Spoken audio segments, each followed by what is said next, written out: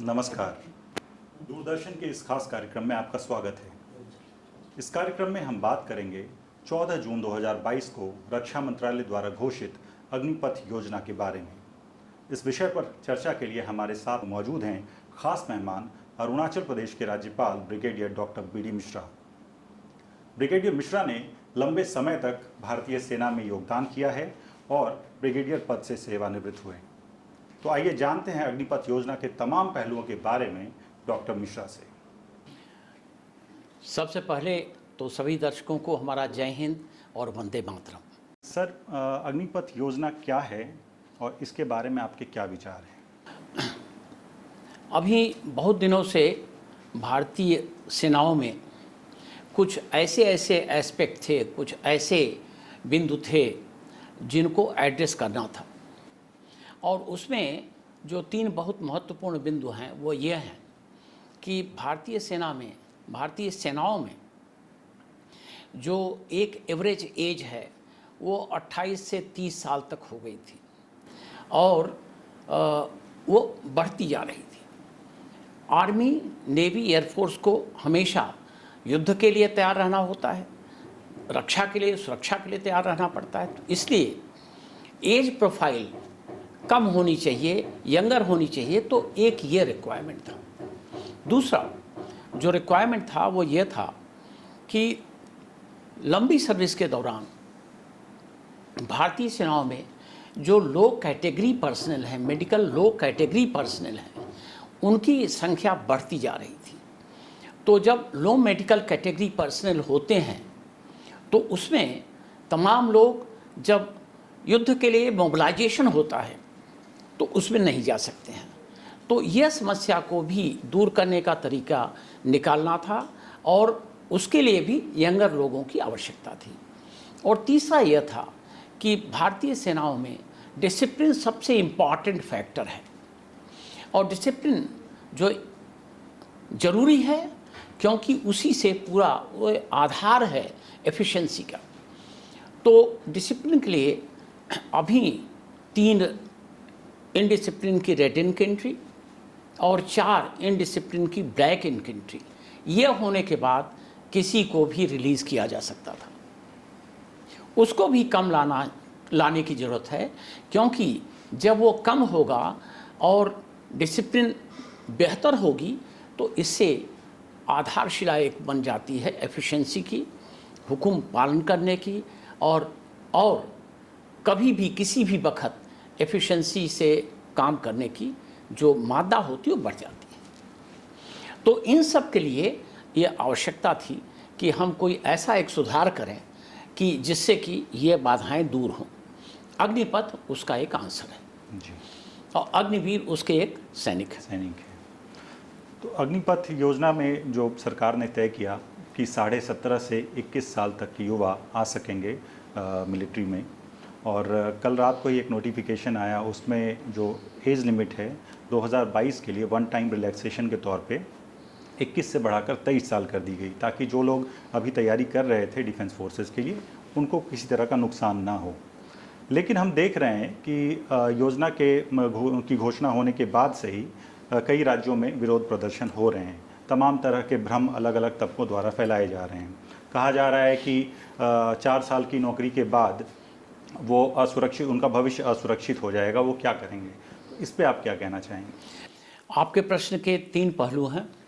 पहला जो रिलैक्सेशन दिया गया है वो, दूसरा ये जो आगजनी और ऐसे हानिकारक प्रदर्शन हो रहे हैं, और तीसरा युवाओं के भविष्य के बारे में। तो पहली बात तो यह है कि सबसे पहले युवाओं को यह समझना चाहिए कि यह जो स्कीम है, अग्निपथ स्कीम है, यह है क्या। तमाम लोगों ने इसको न तो स्टडी किया है, न समझा है, और सिर्फ एक मॉब के तरीके से मॉब रिएक्शन में सड़क पर आ गए हैं और तमाम ट्रेन फूंक दी है, तमाम पब्लिक प्रॉपर्टी डिस्ट्रॉय कर दी है, और यह तो ठीक बात नहीं है। दूसरा, उनको यह भी समझना चाहिए कि सरकार ने अभी यह एक रिलैक्सेशन दिया है 2 साल का, क्योंकि 2 साल तक रिक्रूटमेंट नहीं हो पाए थे तमाम कारणों से, कोरोना का भी कारण था।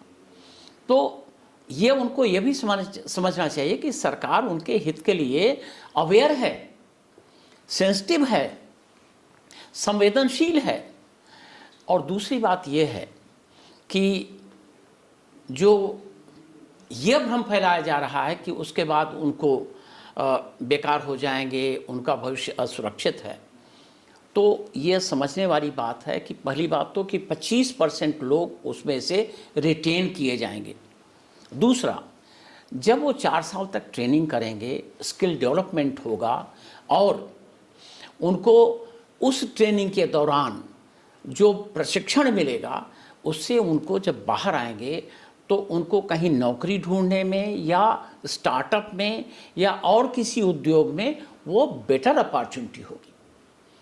और वो अपॉर्चुनिटी कंपैरेटिव समझना चाहिए उनको, क्योंकि उस वक्त जो जॉब के लिए जो वर्कफोर्स होगी उनसे वो बेटर होंगे। एग्जाम्पल मान लीजिए टाटा ग्रुप है, उनको कुछ लोगों की ज़रूरत है और वो रिक्रूटमेंट करते हैं। तो जब उनको ये लगेगा कि 4 साल की ट्रेनिंग के बाद ये आदमी आया हुआ है, डिसिप्लिन्ड है, फिट है, उसको वो बिना किसी झिझक के प्रेफरेंस देंगे, लेंगे। और इसके अलावा हमारी सरकार ने, केंद्र सरकार ने डिक्लेयर किया है कि इनको जितना भी सेंट्रल आर्म पुलिस फोर्सेस हैं उनमें प्रेफरेंस मिलेगा, सरकारी नौकरियों में प्रेफरेंस मिलेगा। तमाम स्टेट के अभी चीफ मिनिस्टर लोग कह रहे हैं कि हम भी प्रेफरेंस देंगे। तो इतनी जब सुरक्षा उनके लिए है, उनके भविष्य के लिए इतना चिंता है, तो मैं समझता हूँ कि ये आगजनी करना, इस तरीके से सड़क पर उतरना, उपद्रव करना, ये तो लगता है कि शायद वो लोग सूझबूझ नहीं अपना इस्तेमाल कर रहे हैं और किसी के बहकावे में, भ्रम में आके ये सब कर रहे हैं। वो हानिकारक है उनके लिए भी, देश के लिए भी। जी सर, ये भी आशंका जताई जा रही है, कहा जा रहा है कि जो डिफेंस फोर्सेस की सैलरी और पेंशन पे जो खर्च आता था उसको कम करने के लिए ये योजना लाई गई है। इस पर क्या कहेंगे? देखिए, सबसे बड़ा क्या है हमारे लिए, जो हमारा सबसे इष्ट है वो क्या है? देश की सुरक्षा। देश की सुरक्षा के लिए और देश के विकास के लिए, उसके लिए ज़रूरत होती है फंड्स की। और अगर हम इन फंड्स को इस तरीके से करें, मैनेज करें कि हमारा काम भी चले, कुछ सरकार के लिए पैसे एक्स्ट्रा अवेलेबल हों, जिसके लिए हम वेपन प्लेटफॉर्म खरीद सकें, जिसके लिए हम विकास कर सकें, तो यह एक प्रोग्रेसिव पॉलिसी है। हर देश यह एडॉप्ट करते हैं। और जो हमारे पास आएंगे सैनिक, 4 साल के टर्म के लिए आएंगे, उसके बाद 25% रेगुलर हो जाएंगे, उनका जो सिस्टम होगा पेंशन के लिए या जो भी होगा, वो सिस्टम इस तरीके से मॉडिफाई किया जा रहा है कि उनको बराबर की सुविधा मिलेगी। और देश के लिए जो डिफेंस बजट है, जो कि अभी कैपिटल एक्सपेंडिचर के लिए कम मिलता है, वो ज़्यादा मिलेगा। तो यह जो एक बैलेंस क्रिएट किया जा रहा है, इस बैलेंस में कोई नुकसान नहीं है। अल्टीमेटली जो जवान होगा, जो सैनिक होगा, उसको नुकसान नहीं होगा। और हमारे आर्मी को वेपन प्लेटफॉर्म्स के लिए और एक्सपेंडिचर के लिए जो पैसे मिलेंगे वो देश के लिए हितकारक होंगे। अग्निपथ योजना के आलोचक ये भी कह रहे हैं कि सिर्फ 4 साल की नौकरी रहेगी और उसमें से सिर्फ 6 महीने की ट्रेनिंग वाला जवान जब बॉर्डर पर तैनात होगा तो उससे हमारी सीमा की सुरक्षा जो है वो कमज़ोर पड़ जाएगी, प्रभावित होगी। इस पर क्या कहेंगे? ये बहुत बड़ा भ्रम है, इसमें कोई लॉजिक है ही नहीं। मैं ऐसा कहना चाहता हूँ, जब अभी इन्फेंट्री बटन लीजिए, जो कि फाइटिंग आर्म है, आगे लड़ते हैं, जब उनके पास 9 महीने की ट्रेनिंग करके एक सोल्जर आता है तो वो भी तो नया रहता है। फिर 1 साल के बाद उसको 1 साल का एक्सपीरियंस है, 2 साल के बाद 2 साल का एक्सपीरियंस है। उसी तरीके से जब ये लोग आएंगे तो इनको 1 साल के बाद 1 साल का एक्सपीरियंस होगा और 4 साल के बाद जो रेगुलर हो जाएंगे, अगले साल उनको 5 साल का एक्सपीरियंस होगा। और इस तरीके से 10 साल के बाद, 8 या 10 साल के बाद जो सैनिक होगा, जो अभी रिक्रूटमेंट के बाद आया है, तो उसकी 10 साल की सर्विस होगी। और उस दौरान में हर एक इन्फेंट्री बटालियन में जो नए सैनिक आए हैं उनसे कई गुना ज़्यादा पुराने सैनिक होंगे। जो ट्रेनिंग होगा उनका, जो उनको गाइडेंस होगा, जो उनको तरतीब बताई जाएगी, वो उनको लगातार उन लोगों से मिलेगी जो कि एक्सपीरियंस हो गए हैं। और ये जो अग्निपथ के सैनिक हैं 10 साल बाद वो तो भी एक्सपीरियंस सैनिक हो जाएंगे और उनको भी पूरा एक्सपीरियंस मिल जाएगा। तो ये जो कॉन्टिन्यूअस सिस्टम है, इस कॉन्टिन्यूअस सिस्टम में जो फ़ायदा है वो ये है कि हमारे काफ़ी सैनिक जो इस अग्निपथ में आए हैं वो युवा होंगे। जब वो बाद में वहदेदार बनेंगे तो उनका एक्सपीरियंस इनको मिलेगा, तो इससे बेहतरी होगी, इससे कभी कमी नहीं आएगी। और जो रेजिमेंटल ट्रेडिशन की बात की जा रही है, जो बात की जा रही है कि तजुर्बे की, तजुर्बा हर दिन होता है और हर दिन हर इंसान का तजुर्बा बढ़ता जाता है। उसी तरीके से पहले साल, दूसरे साल, तीसरे साल इनका तजुर्बा ऐड होगा। तो ये बड़ा ही, ये एकेडमिक भी भ्रम नहीं है, यह तो भ्रम का भी भ्रम है। सर, इस योजना को लेकर एक सवाल है कि जिन 25% लोगों को रिटेन कर लिया जाएगा फोर्सेस में, उनका तो ठीक है। जब वो बाकी 75% लोग आएंगे, अगर उन्हें कहीं रोज़गार मिल गया तो बहुत बढ़िया, लेकिन जिन्हें रोज़गार कहीं नहीं मिल पाया तो कहीं ऐसा तो नहीं कि वो अपने मिलिट्री ट्रेनिंग के कारण कानून व्यवस्था के लिए कोई खतरा पैदा करेंगे? देखिए, आज की व्यवस्था देखिए, आज मिनिमम एज रिक्रूटमेंट की 18 साल है जी। रिक्रूट आया, 17 साल उसकी नौकरी है, तो 18 और 17 कितना हुआ? 35 साल के बाद वो रिटायर होता है। हमारे इंडिया में अभी एज फैक्टर इतना बढ़ गया है और आर्मी वो एक्सरसाइज करता है, उसको अच्छा खाना मिलता है, अच्छी ट्रेनिंग है, तो 35 साल में जब आता है तभी तो यंग है जी। तो क्या वो पूरे टेररिस्ट हो गए? नहीं। वो आज का भी जो 17 साल के बाद, और आज तो कैपेबिलिटी आदमी 45 साल तक भी महसूस करता है कि हाँ हम जवान हैं। अगर ऐसा नहीं होता तो हम जेसीओ क्यों रखते अपने यहाँ लड़ाई के लिए? वो तो 45 साल की उम्र में है, तो वो भी तो अपने को फिट समझता है कि हम वार पर जा सकते हैं, डिफेंस के लिए हम बंदूक लेके चाइनीज़ को फेस कर सकते हैं, पाकिस्तानी को हम पीछे ढकेल सकते हैं। तो ये बहुत ये इसका कोई लॉजिक ही नहीं है। क्या हमारे सैनिक जो रिटायर हो रहे हैं 17 साल की नौकरी के बाद 35 साल की उम्र में, क्या वो असामाजिक तत्व बन रहे हैं? बिल्कुल नहीं। तो ये निराधार है जी। और जो अग्निपथ योजना के आलोचक हैं वो ये भी कह रहे हैं कि 21 साल का नौजवान जब 4 साल की नौकरी करके निकलेगा तो उसकी उम्र 25 साल होगी, वो बहुत ज़्यादा मैच्योर नहीं होगा मेंटली। तो कहीं ऐसा तो नहीं कि जो डिफेंस फोर्सेस की जो खुफिया सूचनाएं हैं वो कहीं लालच में वो कहीं लीक कर दे? देखिए, जहाँ तक बेचोटी का सवाल है, भारत का संविधान 18 साल के आदमी को बेचोट समझता है क्योंकि जाके वोट डालता है। अगर वो इतना बड़ा डिसीजन ले सकता है कि हमारा लीडर कौन हो और 18 साल की उम्र में ले सकता है, तो मैं समझता हूँ कि मेच्योरिटी एक उम्र के बाद फिर अपने क्वालिटी पर डिपेंड करती है। और दूसरी बात, ये आदमी 18 साल की उम्र पर वहाँ आया और वहाँ आके उसको एक्स्ट्रा ट्रेनिंग मिली, तो वो तो मॉडिफाई होगा और मॉडिफाई होके वो एक मेरे ख्याल से बेहतर होगा जवान। अब मैं आपको एक और चीज़ बताना चाहता हूँ। हिंदुस्तान में सभी लोग कहते हैं, चाहे वो सिविल में हो चाहे वो कहीं और हो, कहते हैं कि हिंदुस्तान में सबको 2 साल की मिलिट्री ट्रेनिंग होनी चाहिए। जी। क्यों कहते हैं? कहते हैं कि भाई उनका फिर डिसिप्लिन का स्टैंडर्ड बढ़ेगा, स्वास्थ्य का स्टैंडर्ड बढ़ेगा, उनको एक सेंस ऑफ ड्यूटी आएगा। तो जब हम ये परिकल्पना करते हैं, जब हम इस बात को कहते हैं कि ये एक मॉडल होगा, आइडियल होगा, तो 4 साल की ट्रेनिंग बाद जो आएगा वो हम कैसे कहें कि वो खराब होगा। और दूसरी बात यह है कि आर्मी में जो जाता है 1 साल भी रह लेता है डिसिप्लिन से, तो उसको ये समझ में आ जाता है कि क्या हमारे फंडामेंटल ड्यूटीज़ हैं, क्या हमको करना चाहिए, किस लाइन पर जाना चाहिए।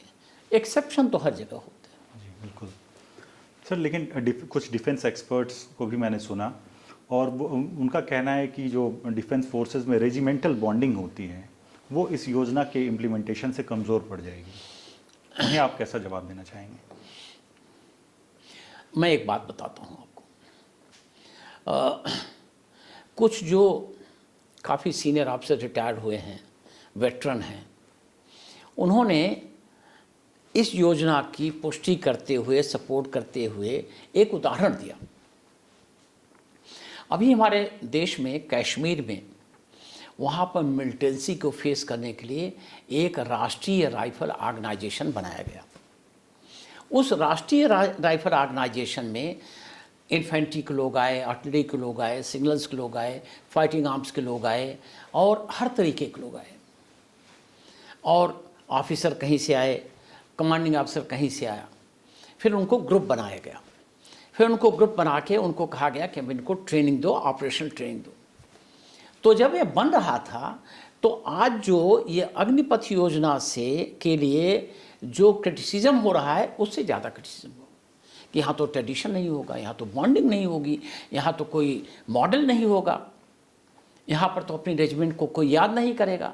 लेकिन आज के दिन में हमारी आरआर बटालियन, राष्ट्रीय राइफल बटालियन, इसलिए कि इंडियन ऑफिसर्स की लीडरशिप अच्छी है, उनका ट्रेनिंग का मॉड्यूल अच्छा है, उनका डेडिकेशन अच्छा है और उन्होंने डे 1 से अपने को ठीक ट्रेनिंग करके, ट्रेनिंग दे के शेप करना शुरू किया।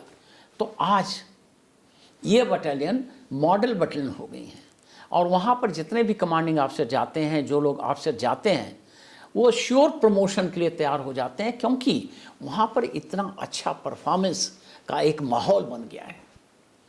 तो ये बहुत ही हाइपोथेटिकल एक सोच है, ऐसा नहीं है। और हम ये चाहते हैं और देश भी चाहता है कि हमारा एक राष्ट्रीय कैरेक्टर हो, हर जगह राष्ट्रीय कैरेक्टर हो, रीजनल कैरेक्टर न हो, लोकलाइज कैरेक्टर न हो। तो ये तो एक अच्छा है, एक अच्छा स्टेप है। ये क्रिटिसिज्म मैं समझता हूँ कि फॉर द हेक ऑफ, ये आलोचना करने के लिए आलोचना है। जी, तो हमने बहुत सारे पहलुओं पर बात की है सर अग्निपथ योजना के बारे में। तो अंत में आप युवाओं को क्या संदेश देना चाहेंगे?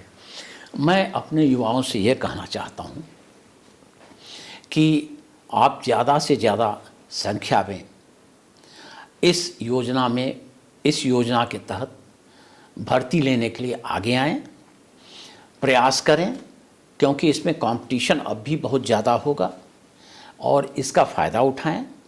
और जब आप वहाँ 4 साल के लिए जाते हैं तो बेहतर अनुशासन, बेहतर प्रशिक्षण और बेहतर स्किल डेवलपमेंट वो आप करें। और सिलेक्ट हो जाते हैं तो बहुत अच्छा है, बाहर आते हैं तो आप ट्राई करें कि आप स्टार्टअप बनें। खुद आपके पास 11,71,000 रुपये होंगे, उससे कुछ न कुछ अपना आप काम शुरू करें, क्रिएटिव काम शुरू करें, प्रोडक्टिव काम शुरू करें। सिर्फ नौकरी के लिए न दौड़ें और उससे आप ऐसा अपने को बनाएं कि आप औरों को नौकरी दे सकें। और नौकरी के ऑप्शन तो हमेशा खुले रहेंगे, एक सरकार का सपोर्ट रहेगा और इन लोगों को प्रायोरिटी रहेगी नौकरी में। लेकिन कोशिश करें कि ये बाहर आके जो 4 साल का तजुर्बा किया है, जो हाँ सीखा है, उससे वो अपने खुद के पैरों पर खड़े हों और सिर्फ नौकरी के लिए न दौड़ें। तो उम्मीद है कि अग्निपथ योजना के बारे में एक डिफेंस एक्सपर्ट के तौर पर अरुणाचल प्रदेश के राज्यपाल brigadier doctor B D Mishra ने जो कुछ भी बताया उससे आपकी आशंकाएं, आपका भ्रम, उनका समाधान हुआ होगा। तो इसी के साथ हम लेते हैं विदा। नमस्कार।